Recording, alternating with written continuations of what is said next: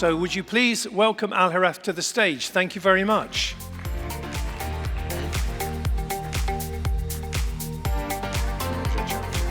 Thank you. Hello. Good. It's a pleasure to be here. I'll try my best to keep it as precise as possible. Hopefully no more than 10 minutes. So the same question as the previous presentation, the main reason that people do not adopt EVs is the infrastructure.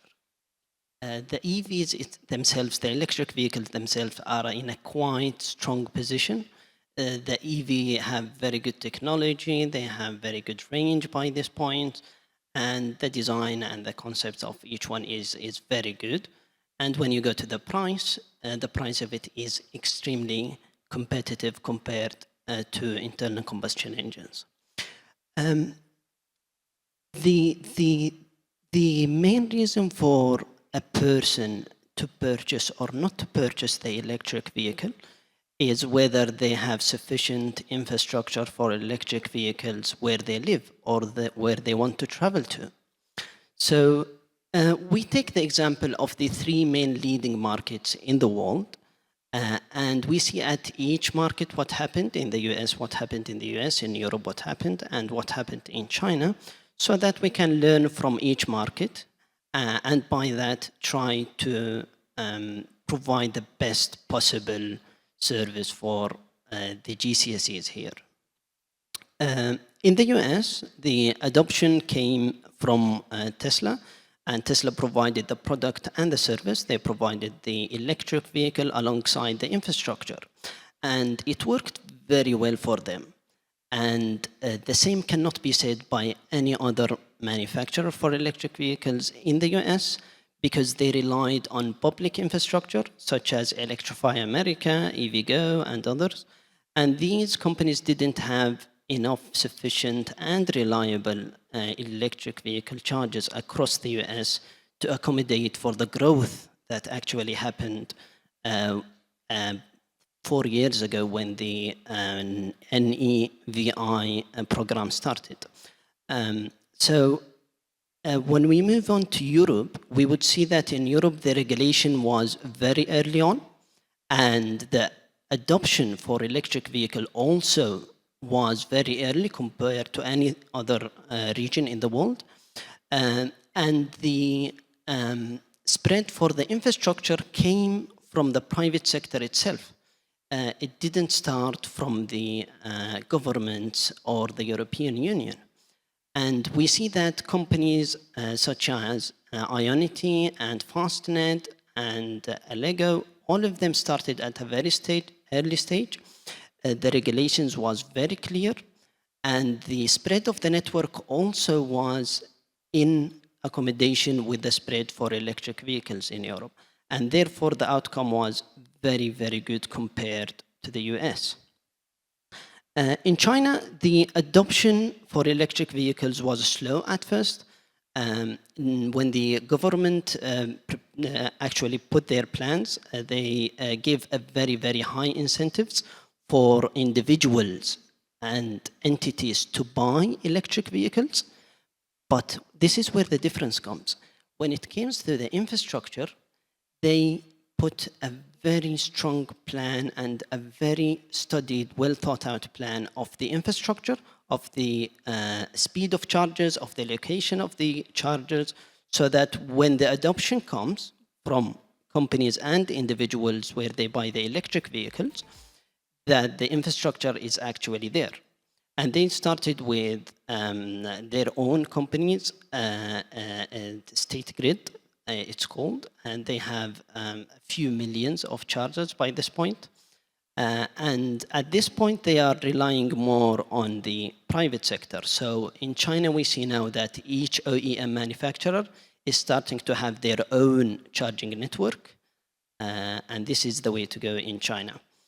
The lessons are learned from each market that the private and public sector have to work together. So the government only have to regulate, and the private sector will take it on from there if the mandates and the projections are clear enough.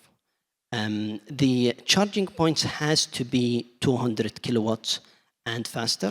Any lower than that, especially on the highways, would not serve the purpose of the electric vehicle owners, and therefore it wouldn't accommodate their need. Finally, the user interface and the users of the electric vehicle have to have a very, very simple user interface in which they transitioned from the internal combustion engine to the electric vehicle. The same way they used to fill their vehicle with gas, they are supposed to have the same option to fill their electric vehicle with electricity, whether they want to pay in credit card, whether they want to pay through an app or through a service such as iCharge or plug and charge. Now, the business model is quite, I couldn't say quite attractive for investors to invest in it at this point, especially in the Al-Emirat or in Saudi Arabia. However, it will be within a couple of years. The return on investment of installing an ultra-fast charger and operating it have a very, very good number. And with a year or two, it's going to attract a lot of investors in the region. At iCharge, we started early on at the beginning of 2022. We started as a charge point operator. We have our plan to have 100 electric vehicle charging points in Saudi Arabia, each charging point no less than 150 kilowatt. And we started with our first phase. Our first phase is going to connect the Riyadh region with the eastern region, with the west region. So we are going to connect these three regions together with 10 locations, each location no less than 150 to 200 kilowatts. We already installed our first charging location. It was the first in Saudi Arabia. And again, it implies all the critical points that we mentioned. The customer comes to the user interface. He can pay with his credit card or he can use the iCharge services. And basically, that's it. If we have a single point to make here at this conference, it would be a clear projections from the government and a support enough so that the private sector can carry on investing in this sector, and for this sector to be a leading sector not only nationally but also internationally, because we have all the requirements for it to be such. And thank you for listening. Thank you very much, Alhareth, and give Alhareth a round of applause. Please stay there for the moment, just see if we've got any questions. Do we have any questions for Alhareth? Okay, I got a quick observation. I thought that was fascinating. And again, a bit like we heard earlier, looking and reminding ourselves of what the basics were, the structure of how did these other things happen. I think you did a really good job of that. And that is, you've detailed it correctly, if I may say so. The one thing that you didn't focus on, which we haven't kind of seen yet, so I understand that, is, but I'd love your opinion, wireless charging and battery swapping.